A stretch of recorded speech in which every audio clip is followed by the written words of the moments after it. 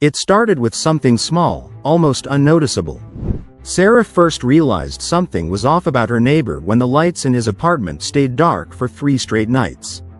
Normally, Mr. Harris was the kind of man who loved routine, watering his plants at 7 p.m., reading on his balcony, and occasionally greeting neighbors with a polite nod. But for 3 nights, the windows remained black. At first, she thought maybe he was on vacation or visiting family. But something about the emptiness made her uneasy, a feeling she couldn't shake. The following morning, she decided to check the mailbox. Mr. Harris' slot was overflowing with letters, all unopened. Curiosity gnawed at her, and part of her thought it was none of her business, but another part, a quieter, more insistent part, wanted answers. She considered knocking on his door, but before she could act, a faint sound reached her ears, barely audible, but enough to make her pause. It was the soft creak of the door opening. She held her breath, listening as the sound stopped abruptly. That night, she lay in bed, staring at her ceiling, unable to sleep. She kept thinking about the man she'd waved to just a week ago, smiling on his balcony. Where had he gone? Days passed, and the situation worsened. The mail piled higher, the apartment remained dark, and rumors started circulating among the neighbors. Some said he had moved suddenly, others whispered that they hadn't seen him in weeks. Sarah tried calling him, but the line was disconnected. Her unease grew. Something didn't feel right. The silence wasn't just absence, it was deliberate. The apartment had become a hollow shell, a place where life seemed to have been erased. One evening, Sarah's curiosity reached a tipping point.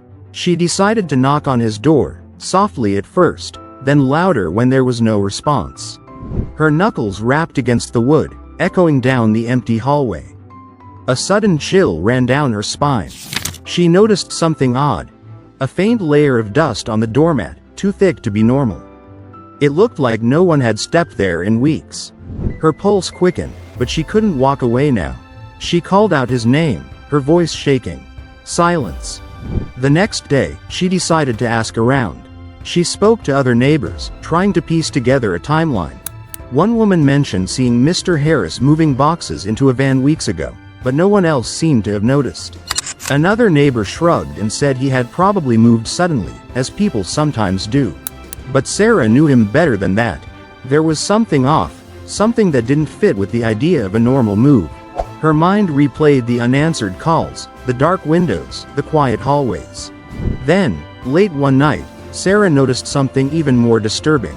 Across the street, through a crack in her curtains, she saw a shadow moving inside his apartment. She blinked, thinking she must be imagining it. But the shadow remained moving slowly, deliberately, like someone was pacing. She ran to grab her camera and peeked again. Nothing. The apartment was still, empty as before. Heart pounding, she realized she had no explanation. If he was gone, then who or what was inside? The next morning, Sarah went to check again, determined to find some sign of him. As she reached his door, she noticed the door slightly ajar. Not unlocked, just slightly open, as if someone had slipped in and out quietly. She hesitated, her hand hovering over the knob. Part of her screamed to leave, but curiosity won. She pushed the door gently. The apartment was dark, silent, and empty. On the kitchen counter lay a single note, written in small, neat handwriting. "I'm sorry. I had to leave. Don't look for me." Her hands trembled as she picked it up. There were no other signs of packing, no suitcases, nothing to indicate he had left in a hurry. The apartment had simply been abandoned, or maybe something else had happened. Weeks later, Sarah still thought about Mr. Harris every day. She kept checking the apartment, kept looking for signs of life, but there were none. The mystery had seeped into her mind, lingering in every shadow, every empty hallway. She told herself she should stop, that it was none of her business, but a part of her feared she would never get closure. The man had disappeared so completely that it was as if he had never existed. And then one night, long after the sun had gone down, Sarah saw it again. A flicker of light in the window across the street.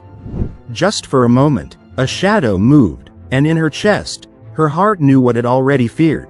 The disappearing neighbor might not have left at all. If you enjoyed this mysterious story, like the video, subscribe, and comment below what you think happened to Mr. Harris.